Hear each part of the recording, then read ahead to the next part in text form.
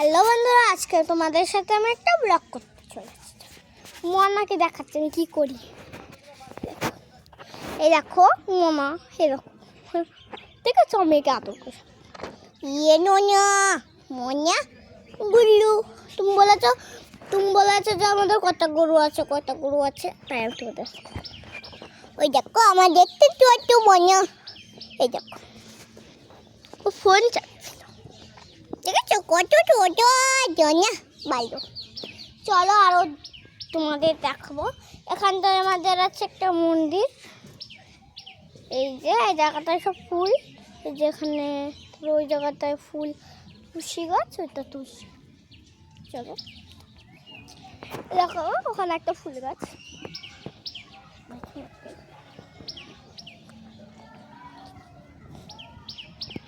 ওই যে একটা ছোট্ট একটা মোনা।